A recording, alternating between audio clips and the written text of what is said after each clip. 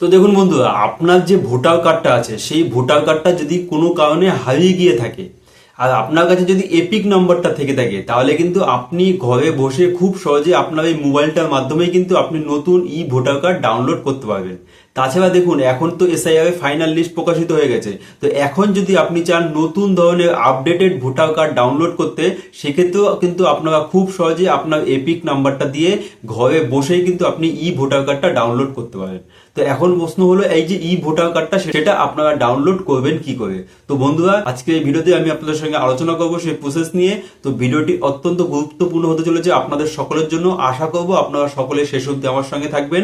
চ্যানেলে নতুন হয়ে থাকলে অবশ্যই চ্যানেলটিকে সাবস্ক্রাইব করে পাশে থাকা বেল আইকনটিকে প্রেস করে অল নোটিফিকেশনটিকে অন করে দেবেন এই ধরনের ইনফরমেটিভ ভিডিও সবার আগে দেখার জন্য। ফেসবুক থেকে দেখে থাকলে অবশ্যই প্রোফাইলটিকে ফলো করে রাখবেন।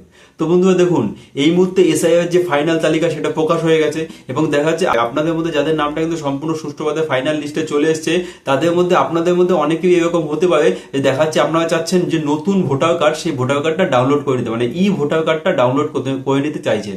তো বন্ধুরা, সেটা আপনারা কি করে করবেন, এবং তার সাথে সাথে অনেকের দেখা যাচ্ছে ভোটার কার্ডটাই হারিয়ে গেছে, শুধুমাত্র যে এপিক নাম্বারটা আছে সেটা হয়ে গেছে। তো এটা দিয়ে আপনি কি করে ঘরে বসে আপনার মোবাইলের মাধ্যমেই যে ভোটার কার্ডটা আছে সেটা ডাউনলোড করবেন, চলুন সেটা আমরা দেখে নিই। তো দেখুন বন্ধুরা, আপনি কিন্তু ঘরে বসে আপনার যে ভোটার কার্ডটা আছে সেটা ডাউনলোড করার জন্য যেটা করবেন, সবার প্রথমে চলে আসবেন আপনার ফোনের প্লে স্টোরে। আমি কিন্তু আমার প্লে স্টোরে চলে এসেছি।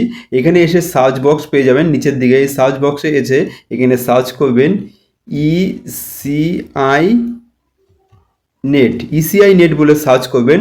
সার্চ করার পরে একটু নিচের দিকে চলে আসবেন। দেখুন এরকম একটা অ্যাপস কিন্তু আপনারা এখানে দেখতে পাচ্ছেন, ইসিআই নেট। এরকম একটা অ্যাপস কিন্তু আপনারা এখানে পেয়ে যাবেন। আমার এই অ্যাপসটা কিন্তু ডাউনলোড করা আছে, যার জন্য এখানে আপডেট অপশন দেখাচ্ছে। আপনাদের কিন্তু ডাউনলোড করার জন্য বলবে। তো আপনারা কিন্তু এইখানে ক্লিক করে এই অ্যাপটাকে কিন্তু ডাউনলোড করে নেবেন।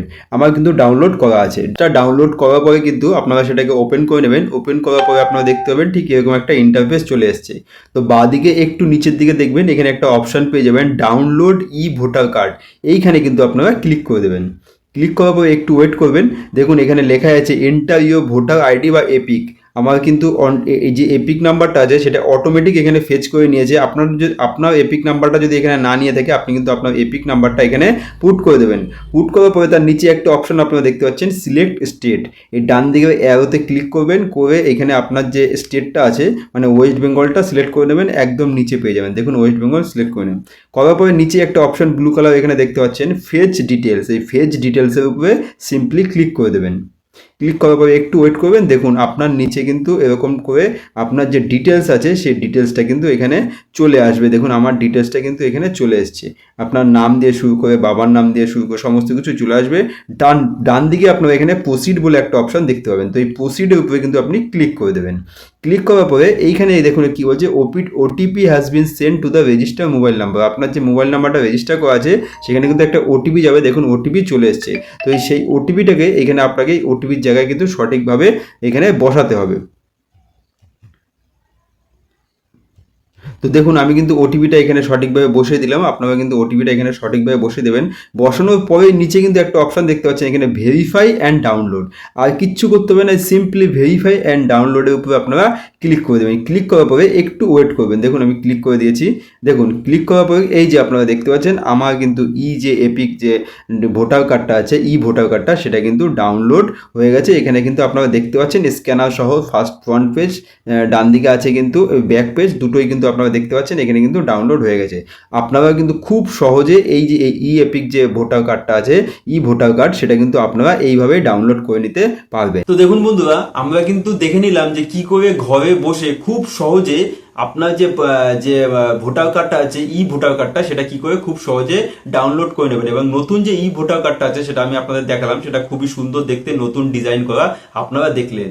তো এই ক্ষেত্রে আমি আপনাদের আগেই যেটা বলেছি, আপনাদের যাদের কিন্তু দেখা যাচ্ছে কারো ভোটার কার্ড হারিয়ে গেছে তারা তো ডাউনলোড করে নেবেনই, এবং দেখা যাচ্ছে অনেকে যে নতুন ফাইনাল লিস্ট বেরিয়েছে সেক্ষেত্রে অনেকেই চাইবে নতুন যে ভোটার কার্ডটা আছে সেটা কিন্তু ডাউনলোড করতে।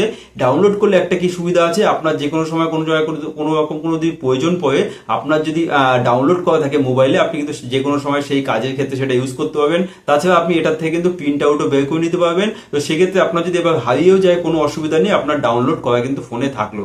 এই একটা খুবই গুরুত্বপূর্ণ সুবিধা কিন্তু আছে। তো বন্ধুরা, আমি কিন্তু স্টেপ বাই স্টেপ সহজ সরল ভাষায় আপনাদের বোঝানোর চেষ্টা করলাম কি করে আপনারা এপিক যে নতুন এপিক কার্ডটা আছে, ভোটার কার্ডটা, সেটা ডাউনলোড করবেন। যদি এই সংক্রান্ত কোনো প্রশ্ন থেকে থাকে অবশ্যই কমেন্ট বক্সে জানাতে ভুলবেন না। আমি কিন্তু প্রত্যেকটা প্রশ্নের উত্তর দেবো। আর অবশ্যই করে ভিডিওটাকে বেশি করে শেয়ার করে দেবেন। ধন্যবাদ।